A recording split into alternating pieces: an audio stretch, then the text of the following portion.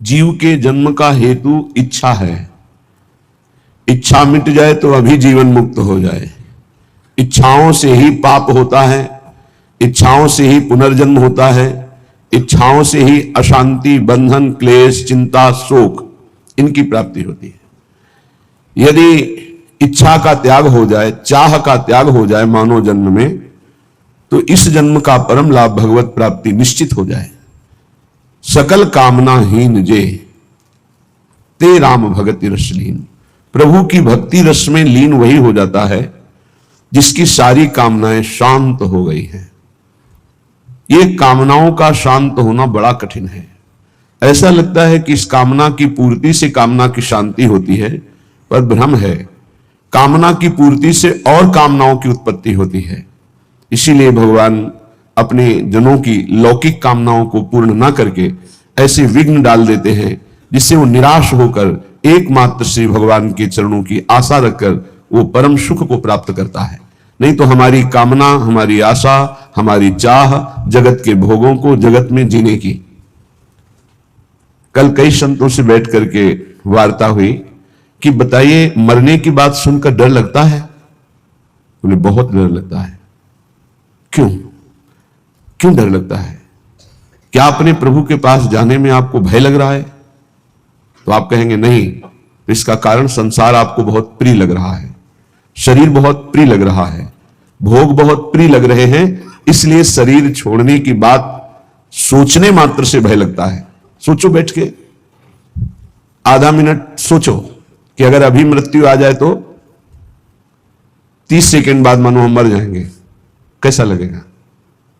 अभी घबराहट पैदा हो जाएगी। यही मिटाना साधना है। मरने की तैयारी ना करने के कारण मृत्यु से भय लगता है। नहीं, मृत्यु श्री कृष्ण का आलिंगन है। भगवान कह रहे सब कुछ हरण करने वालों में मैं महान मृत्यु हूं, तो मेरे प्रभु ही तो मृत्यु रूप में आते हैं। फिर डरना क्या? डर इसलिए लग रहा है शरीर प्रिय है, भोग प्रिय है, संसार अच्छा लगता है। नाली का कीड़ा भी यहां बहुत अच्छे से जीना चाहता है, ऐसे उसको बहुत अच्छा लगता है, कभी प्रलय ना हो, कभी नाश ना हो, और ये मुझे नाली में रहने को मिले। शूकर अपनी इच्छा चाहता है। सब अपनी अपनी इच्छाओं में ही जीना चाहते हैं, इसीलिए मरने से भय लगता है। यदि इच्छा का नाश हो जाए तो मृत्यु नामक कोई वस्तु है ही नहीं, कोई भय नहीं है। थोड़ी देर सोचो, दूसरे के उपदेश की जरूरत नहीं, आप खुद सोचिए। मृत्यु तो होनी ही है, निश्चित होनी है। इसका नाम मृत्यु लोक है। जो यहां जन्मेगा वो मरेगा, निश्चित, पक्का है। अब जब मरना ही है तो हम मरने की तैयारी ऐसी क्यों ना कर ले कि मुझे मृत्यु से भय ना लगे, पर हम जीने की तैयारी में खूब लगे हैं। देख लो, बढ़िया मकान, बढ़िया खान पान, वस्त्र, परिवार, रिश्ता, नाता, ये सब जीने की तैयारी पूरे जीवन भर करते रहे, पर मरने की तैयारी नहीं की, इसलिए मृत्यु से भय लगता है। और मरना निश्चित है, छूटना निश्चित है, वे फिर मन पछतई है अवसर बीते। ये अंत ही तो ही तजेंगे पामर तू न तजय बहीते, मन पछतई है अवसर बीते। बढ़िया अवसर है, मृत्यु पर विजय प्राप्त करने का बढ़िया अवसर है। श्रीपाद प्रबोधानंद जी महाराज कह रहे हैं, शोढ्वापि दुःखानि सुदुस्सहानि त्यक्त्वाप्यहो जाति कुलादिकानि भुक्त्वा स्वापकैरपि थुत्कृतानि बृंदाटवी वासमहं करिष्ये। शोढ्वापि, यदि मेरे शरीर में भयानक रोग रूपी दुख हो या बाहर विपत्ति रूपी, दरिद्रता रूपी दुख हो, तो भी मैं अब अपने लक्ष्य से विचलित होने वाला नहीं। ये मृत्यु पर विजय प्राप्त होने की तैयारी है। शोढ्वापि दुखानि सुदुस्सहानि, जो सहा नहीं जा सकता ऐसा दुख। आप विचार करेंगे कि जो ऐसा दुख है उसमें भजन कैसे हो सकता है। गुरु कृपा से देखा है, जब ऐसा भयानक दुख होता है तो एक अंतर में कोई ऐसी जगह है जहां बिल्कुल दुख स्पर्श नहीं कर रहा होता, केवल दुख का वो दृष्टा होता है, केवल दुख को देख रहा होता है, दुख को भोग नहीं रहा होता। उस समय भी एक अद्भुत आनंद, जैसे हम सामने आग लगा हुआ देख रहे हैं दृश्य, पर हम आग से बहुत दूर हैं, ऐसा अनुभव होता है। इसलिए जब तक आप नाम जप नहीं करेंगे, जब तक आप भगवत आराधना नहीं करेंगे, तब तक आप दुखों को सहन करने में असमर्थ रहेंगे, और जहां दुख आया तहां फिर भजन नहीं बनेगा। कल एक उपासक एकांतिक में प्रश्न कर रहे थे कि बहुत कृपा है हमारे ऊपर प्रभु की, खूब नाम जप करते रहे, पर अब हमारा शरीर अस्वस्थ हो रहा है, अब भजन में रुचि नहीं रह गई। ऐसा कैसे हो सकता है कि आपका खूब नाम जप चल रहा हो, खूब अच्छा लग रहा हो, फिर भजन छूट जाए रोग में? और साधारण रोग, शुगर हो जाना, ब्लड प्रेशर हाई लो हो जाना, ये तो सबके लगभग लगभग है। कोई बिरला ही बचता है जिसके शरीर में रोग ना हो, ये कलिकाल है। अगर रोग इस साधारण आने पर आपका भजन छूट जाता है तो असाध्य रोगों में क्या करेंगे आप? तो फिर प्रभु को भूल ही जाएंगे। तो आपकी तैयारी क्या रही? तैयारी तो इसी बात की है कि भारी विपत्ति बाहर और अंदर शरीर रोग ग्रसित पर हम आपका भजन नहीं छोड़ेंगे। शुद्धापि दुखानि सुदुस्सहानि, ऐसा दुख जो सहा नहीं जा रहा, उस समय भी हम राधा राधा राधा राधा ऐसा रटेंगे। त्यक्त्वाप्य हो जाति कुलादिकानि, हमारे कुल के, हमारे जाति के, हमारे परिवार के त्यक्त्वा हमें त्याग दे, तो भी मैं ऐसी परिस्थिति में भी प्रभु का स्मरण नहीं छोड़ूंगा। भुक्त्वा स्वापाकैरपि थुत्कृतानि, बहुत ऊंची बात कह रहे हैं कि यदि मुझे श्रीधाम वृंदावन का वास मिले, आश्रय मिले, और मुझे नीच जनों का जूठन पाना पड़े, तो मैं वो पा करके रहूंगा, पर अब मृत्यु की तैयारी में कसर नहीं रखूंगा, अब मृत्यु पर विजय प्राप्त करूंगा।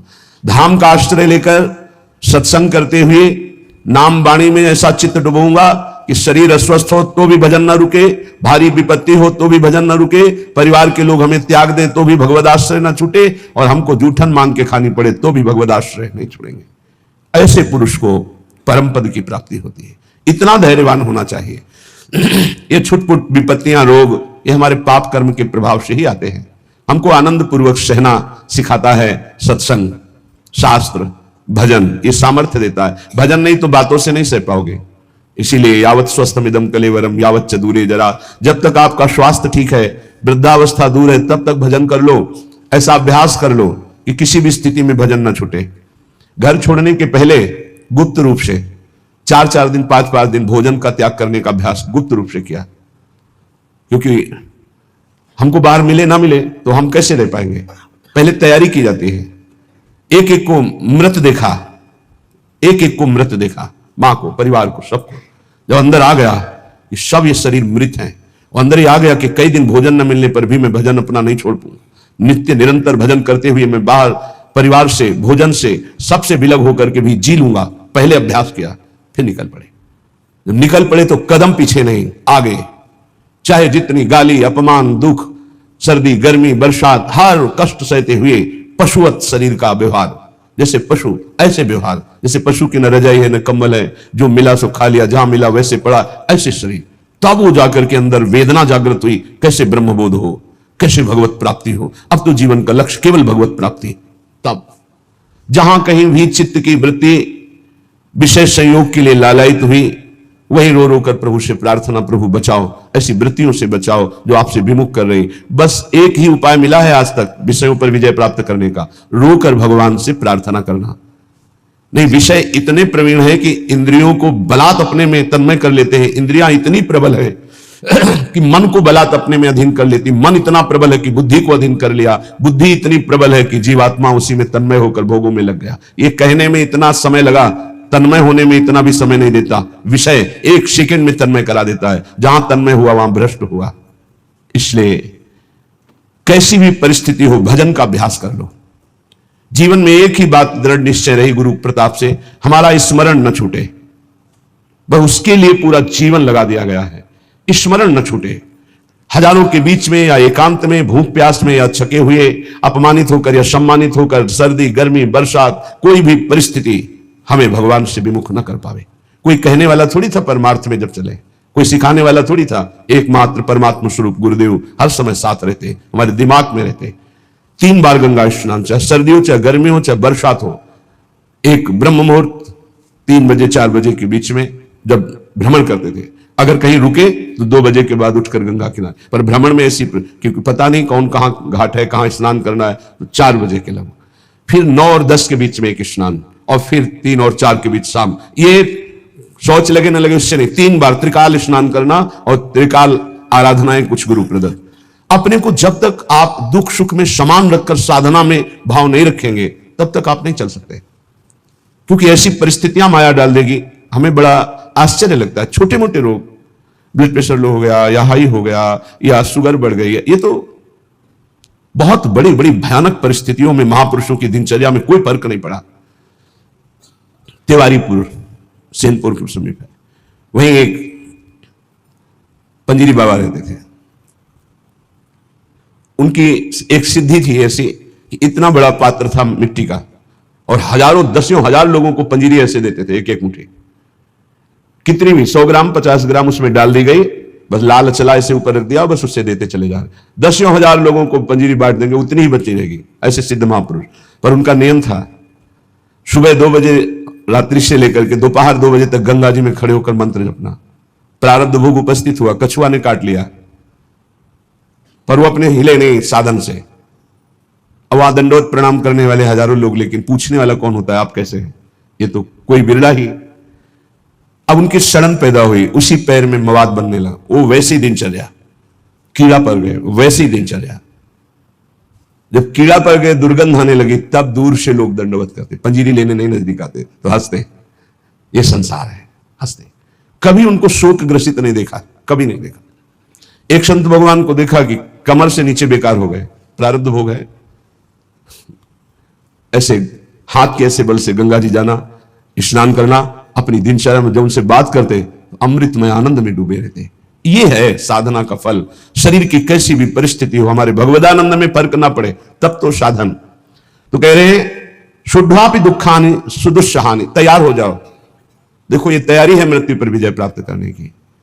चाहे जैसी दुख की परिस्थिति हो, चाहे जैसी परिस्थिति, भजन न छूटे। आप भजन को पकड़ने की कोशिश करें, भजन आपको पकड़ लेगा। जिस दिन भजन पकड़ लेगा वो दिन छूटेगा ही नहीं, रात दिन गूंजता रहता है। कैसी उसको आनंद की अनुभूति होती होगी जिसका निरंतर मंत्र चलता है, नाम चलता है। तो ना हम गमिष्यामि सताम समीपतो, वृंदावन छोड़कर, वृंदावन के रसिकों को छोड़कर मैं किसी भी महापुरुष का संग नहीं करूंगा। ना हम गमिष्यामि सताम समीपतो, जो प्रिया प्रीतम के प्रेम रस से अनविज्ञ हैं, उस रस के ज्ञाता नहीं है, मैं उनका सत्संग नहीं करूंगा और ना ही करना चाहिए। क्यों? क्योंकि हमारे भाव को पुष्टता मिलेगी, इष्ट मिले और मन मिले, और मिले भजन रस रीति। जहां इष्ट मिले, भजन रस रीति मिले, प्रेम रस का मन मिले, वही सत्संग में रंग आएगा, अन्यथा बाधा पड़ जाएगी। क्योंकि बहुत प्रकार की भक्ति है, बहुत प्रकार के भक्त हैं, बहुत प्रकार की साधना है, बहुत प्रकार के साधक है। तो हमारे समाधान का, चित्त के समाधान का विषय रसिक जन है। रे मन रसिकन संग बिन रंचन उपजय प्रेम। इसलिए महाप्रभु हरिवंश चंद्र जी भी कहते हैं, वृंदान सर्व महता मपहाय दूराग। बाहर के बड़े बड़े महापुरुषों को प्रणाम करके अगर प्रेम प्राप्त करना चाहते हो श्यामा श्याम का, तो वृंदावन के रसिकों का संग करो। तो उनके संग से, जिनका स्वभाव है सत्तारणीकृत स्वभाव, ऐसी श्री जी से आपका अपनापन हो जाएगा। तो ना हम गमिष्यामि सताम समीप, तो मैं नहीं जाऊंगा किसी भी बड़े महापुरुष के पास जो वृंदावन रस से दूर हैं। ना हम वदिष्यामि निजम कुलादिको, मैं कभी कुल का परिचय बता करके अपनी महानता देने वाले का मैं कभी संग नहीं करूंगा। क्योंकि महान वो है जो इष्ट में तन्मय है, ना कि जाति पक्ष में, कुल पक्ष में। ऐसी महानता न विद्वान पक्ष की। विद्यारूप मातु कुल धन जौवन अभिमान, इनका आदर नहीं होता। अगर इनका आदर होता है तो असत का आदर होता है, असत का संग होता है। श्रीपाद करें, ना हम वदिष्यामि निजम कुलादिकम, ना मैं अपने कुलादि का परिचय दूंगा और ना कुल का परिचय देने वालों का संग करूंगा। ना हम मुखम दर्शितास्मि कस्यचित्, मैं ऐसे का कभी मुख भी नहीं देखना चाहूंगा जो प्रिया प्रीतम से विमुख होकर के संसार के राग रंग में मगन है। वृंदाटवी वास कृते साहसी, मैं अत्यंत साहसी होकर के, असंग रह करके श्री प्रिया प्रीतम का निरंतर भजन करूंगा। आह की दृक पुण्य राशे, आहा कैसे पुण्य प्रकट हो गए कि हमारी श्री जी की करुणा उदय हुई और मुझे वृंदावन धाम का वास मिला, आने को मिला, दर्शन करने। आहा की दृक पुण्य राशे सुपरिणत केयमाश्चर्य रूपा, कारुण्य उदार लीला स्फुरति भगवतः कोनु लाभोद्भुतोयम। आहा, मेरे सारे पुण्य फलीभूत हो गए, मुझे वृंदावन आने को मिला, वृंदावन में दर्शन मिले, बिहारी जी के, राधा वल्लभ जी के, राधा रमण जी के, रसिकों का संग मिला, मेरे पुण्य फलीभूत हो गए। आहा आहा, क्या आश्चर्य में करुणा उदारता प्रकट हुई कि मुझे परम रूप राशि श्री प्रियाजू के चरणों की शरणागति मिल गई, जो परम करुणा उदार का साक्षात वपु हैं। श्री जी के रूप का एक ऐसा प्रभाव कि रोए बिना नहीं रह सकते आप। करुणा दयालुता टपक रही है श्री जी के रूप से, वो मतलब सामर्थ्य के बाहर की बात है, कोई वर्णन कर सके। ऐसे नेत्र है, ऐसी करुणा है, ऐसा अपनापन है कि बस चिल्ला चिल्ला के रोने का मन होता है। तो कहते आहा हमारे ऊपर कितनी करुणा हुई, केम आश्चर्य रूपा, कैसा ही आश्चर्य में रूप है मेरी प्यारी जू का। कारुण्य उदार लीला स्फुरति भगवतः कौन लाभोद्भुतोयम, जहां जिनकी करुणा उदारता का लाभ स्वयं भगवान ले रहे हैं, वो रूप हमारी स्वामिनी जू का। मैं उनका शरणागत हूं। यद्वा नाश्चर्य में तन निज सहज गुणम मोहित श्री विधिशा, मेरी स्वामिनी जू का ऐसा सौंदर्य है, ऐसा प्रेम है कि लक्ष्मी ब्रह्मा शिवादि देवगण भी मोहित हो रहे हैं। यद्वा नाश्चर्य में तन निज सहज गुणम मोहित श्री विधि ईशा, श्री लक्ष्मी जी, विधि ब्रह्मा जी, ईश भगवान महादेव, उच्चैर वस्तु, ऐसी दिव्य प्रेम वस्तु वृंदावन मिद मवन उयत स्वयं प्रादुरस्ते, मुझे वृंदावन की भूमि ने प्रदान किया। श्री स्वामिनी जू का रूप, स्वामिनी जू की शरणागति, स्वामिनी जू का राधा नाम, जिसे लक्ष्मी जी, ब्रह्मा जी, भगवान शिव आदि देवगण भी मोहित हो रहे हैं। ऐसा प्रेम, जिस उदारता का लाभ स्वयं भगवान श्री कृष्णचंद्र जी ले रहे हैं, ऐसी स्वामिनी मुझे मिली। ये सिर्फ वृंदावन भूमि की कृपा। इसलिए मेरी जिह्वा रटन वृंदारण्येत्यविरत मटस्तत्र परितो, नटन गायन प्रेमणा पुलकित वपुस्तत्र विलुठन, त्रुटत सर्वग्रंथि स्फुटदति रसोपास्ति पटिमा, कदाहम धन्यानाम मुकुटमणि रेशोस्मि भविता, मैं बन गया सबका मुकुटमणि। ये देखो हम श्यामाजू के बल अभिमानी। कदाहम अहम धन्यानाम, मैं धन्यों में धन्य हो गया। मुकुटमणि रेशोस्मि अस्मि, मैं भविता, मैं मुकुटमणि बन गया। किस बात से? क्योंकि मुझे ऐसी प्यारी जू की शरणागति मिली, मुझे प्यारी जू का नाम रटने को मिला। तो रटन वृंदारण्य, मैं वृंदावन में रहकर राधा राधा राधा ऐसा रटूंगा। विरत मटस तत्र परितो, वृंदावन की गलियों में घूमता हुआ, नटन गायन प्रेमणा, नाचते हुए और पद गायन करते हुए। हाँ, पद गायन करते हुए। बनकी कुंजन कुंजन डोलन, निकसत निपट साकरी बीथिन, परसत नाहि निचोलन, बनकी कुंजन कुंजन डोल। साथ में प्रियालाल बन विहार कर रहे, भावना करते हुए उपासक पद गायन। देखी सखी राधा पिय केली, देखो सखी प्रिया प्रीतम कैसे प्रेम रस क्रीड़ा करते हुए बन विहार गहवर वन में कर रहे। हाँ, सुंदर पुलिन सुभग सुखदायक, नव नव घन अनुराग परस्पर, खेलत कुंवर नागरी नायक। सखी देखो कैसे यमुना का पावन पुलिन है, नवीन नवीन अनुराग में डूबे हुए नौ किशोरी नौ किशोर कैसे पावन यमुना पुलिन के तट पर क्रीड़ा कर रहे, खेल रहे हैं। आज निकुंज मंजु में खेलत नवल किशोर नवीन किशोरी। देखो सखी आज सुंदर नवम जहां शोभा प्रकाशित हो रहे, ऐसे नवीन निकुंज में हमारी नवल किशोरी जो खेल रहे। देखो सखी आज दोनों प्रिया प्रीतम अपने कर कमल में सुंदर सुंदर नील कमल और स्वर्ण कमल लेकर सैया की रचना कर रहे हैं। नवल नागर किशोर मिले, कुंज को मल कमल दलन सिज्या रची। ऐसे विविध पदों को गाते हुए भाव में डूबा हुआ, नटन गायन प्रेमणा पुलकित वपुस्तत्र बिलुठन, नाचता हुआ गाता हुआ और रज में लौटता हुआ। ये मेरी प्यारे जू की चरण रज है, ये रसिकों की चरण रज है। बार बार अपने शरीर को अभिषिक्त करता हुआ, त्रुटत सर्व ग्रंथि, जड़ चेतन की ग्रंथ टूट गई, चिदानंद स्वरूप प्रकाशित हुआ। तो क्या कदाहम धन्यानाम, मैं धन्य हो गया। मुकुटमणि रेशोस्मि भविता, मैं मुकुटमणि बन गया, भक्तों का मुकुटमणि। ये सर्वोपरि महामाधुर्य रस में स्थित गर्व से कहते हैं धन्यानाम मुकुटमणि रेशोस्मि अस्मि भविता, क्योंकि वृंदावन की भूमि ने मुझे महान बना दिया। निरंतर राधा नाम गायन करते हुए, राधा यश गायन करते हुए, रज का सेवन करते हुए अपना जीवन वृंदावन को दे दिया। तो धन्यानाम, धन्य धन्य धन्य तेरी जी इनके उपास है। ये परिचय संतों की, रसिकों की वाणी से प्राप्त होता है। धन्य उनका जीवन जिनको संत समागम मिला।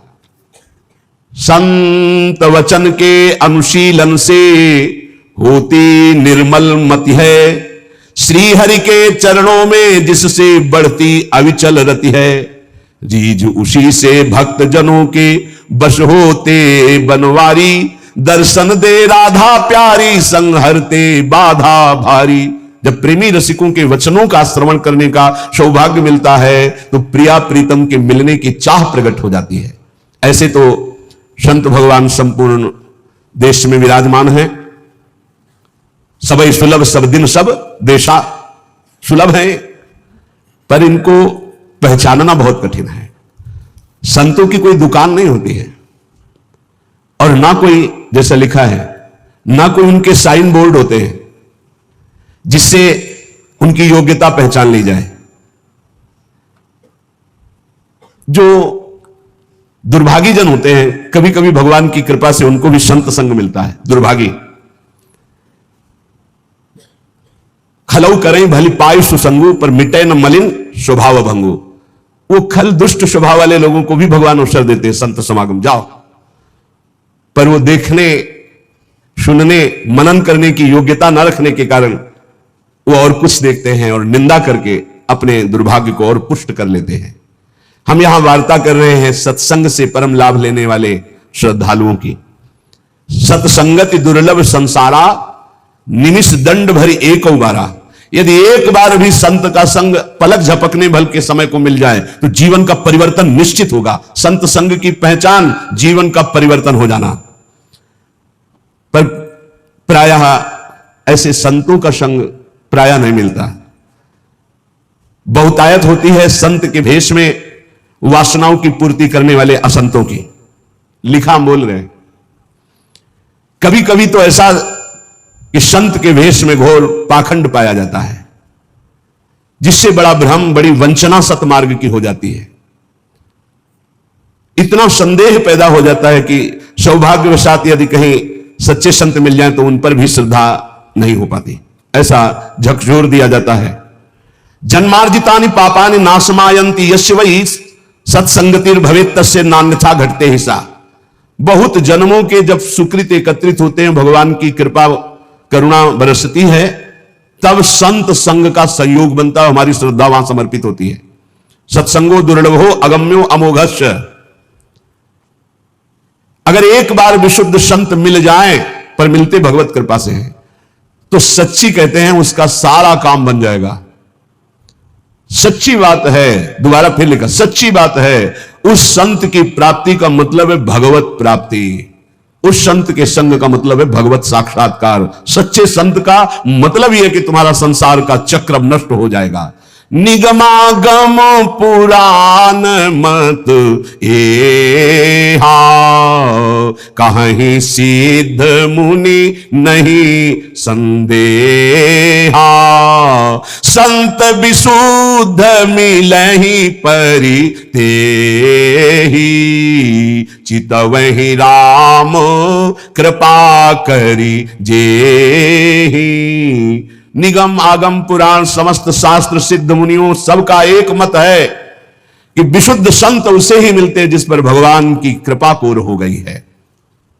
यद्यपि सब पर भगवान की कृपा है, सब पर मोरी बराबर दया, पर जो माया के खिलौनों में मगन है उन्हें गोद में बैठाने के लिए भगवान विकल नहीं होते।